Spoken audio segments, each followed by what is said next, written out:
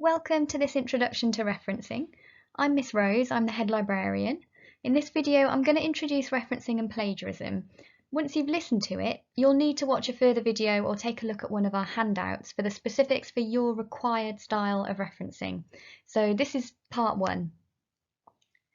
This presentation without audio is on the school library's Instagram account at King School Library, so you can save it in Instagram if you prefer. So what is referencing?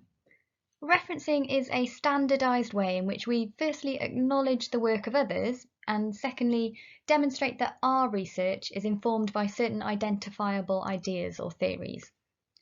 It's a key part of academic writing because if you can reference properly, then it shows that you understand how to use the work of other scholars, including your peers, to develop your own insights into a subject and spark new ideas. When we don't reference, whether accidentally or dishonestly, it's called plagiarism. So the first step towards good referencing is to do the research. You can't reference properly if you haven't understood your topic, found some ideas from credible theorists, and considered how what you think fits into the wider research context. You need to understand who the leading theorists in the field are. In your area of study, when you're choosing the words of Mannering over Wilson or Godfrey over Pike, for example, you need to know why. They might all have published on the topic, but if you're choosing one over the other when researching, you need to have a reason. Coming higher up your search results list on Google Scholar is not good enough. You need to assess their credibility as a reliable source. Choose the best sources that give you a variety of credible information to work with. The number and type of sources you use will depend on your topic, but remember that you'll need general overviews, individual criticism and theories, as well as the in-depth data and primary source material. That won't all come in one package from one supplier. You'll need a variety of books, articles, reports perhaps, in print as well as online. There's no one-stop shop, not even Google Scholar or JSTOR, I'm afraid. Take a look at the library area on the intranet. There's the library catalogue for printed books and journals, as well as lists of e-resources for online research in all subject areas. So here's a top tip. It's always a good idea to summarise the different ways of looking at your topic of interest, the different theories people might hold, and the currency of those theories. Are they current or are they outdated? Old doesn't necessarily mean out of date, and new doesn't necessarily mean better. Then you can list the main exponents of those theories. You can consider what your perspective on the topic might be. Don't ever feel like you can't contribute your own perspective or that it won't be as valid as a published author's perspective. It's important that you put your own spin on things. Just make sure it's rooted in a secure grasp of what is already known about the topic.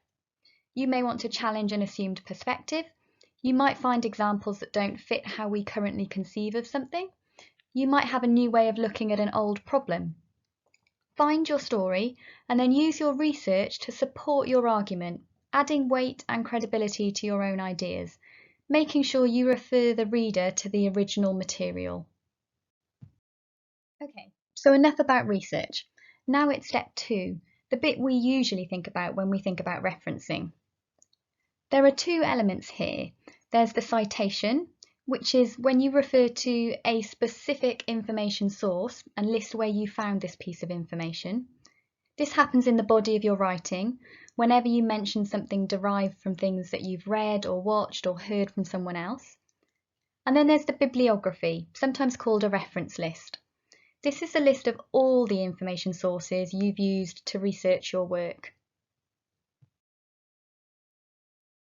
There are many styles of citation, and depending on what style of referencing you're required to use, your citation may be a footnote, which is when you list the source at the foot of the page, an endnote, when you list the source at the end of the chapter or book, or an in-text citation, where you list the source in brackets at the end of the sentence. There are pros and cons to each style. Your bibliography should always start on a new page, at the end of your document. Each new item should be typed on a new line and it should be sorted alphabetically by author's surname. If you have the same author listed multiple times, then you should list those sources in date order also. Bibliographies can be much more interesting than they first seem. For a librarian and for a teacher, your bibliography can be very revealing. It's like looking at someone's personal music collection. You can pick up quite a few clues about someone's personality, their worldview, or their level of understanding, simply by looking at what's there and what's not there. If you find a theorist you're really interested in, you can often look at their references to find out more about that topic and what they found interesting to read. It's like getting a personal recommendation. It's also a good way to test the credibility of someone. If you look at their bibliography and you see they've only listed a few sources and those sources are not generally considered to be trustworthy, or that there are glaring and unexplained omissions in their choice of reading on a topic, then you can immediately tell that they're not going to be the most academically fruitful person to read, and in that case, save yourself the time and find something better to read. Now, as I mentioned previously, different referencing styles require different formats. But these different styles and formats all follow the same basic formula. When you use a source, you will need to list the author or creator of that source, the title of that source, the publication details, which should include the name of the publisher, the location of the publisher, and the date of publication. And depending on what type of source it is, you might also have to list when you accessed it and how. This is so that you or someone else can find the original source at a later date. This isn't just so that they can check you've referenced correctly, but it's really helpful if the reader or marker wants to learn more about what's just been referred to. The different styles and formats may want you to list these things in different orders, or to put commas or full stops in different places, but the basic principles are the same. When you read something, you should always make a note of these things. Don't just list the title and author and think you'll come back to the rest. Believe me, it's never that easy.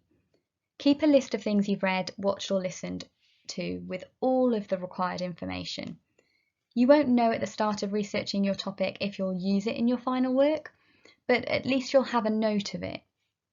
Be aware that publication dates can vary from book to book, so make sure you list that correctly. That quote on page 45 in the 2012 book may not be on page 45 in the 2014 updated version, even if the content in those books is exactly the same. And that mistake could land you with a charge of plagiarism. Also keep a note of the date you last checked a web page. If that web page is deleted between handing in your work and your work being marked, in most cases we can use that date to identify what the web page looked like on that day, even if the web page itself has been deleted. Common referencing styles include MHRA, which is popular in the humanities subjects, and Harvard, which is often used by the sciences. You can use Google to find the guidance for the styles you require. Today we're going to look at MHRA. You can find the full guidance for this on www.mhra.org.uk/style. This guidance is quite extensive, so there's a shortened version on the school intranet. You can visit the library area on the intranet and select Library Guides for MHRA referencing help.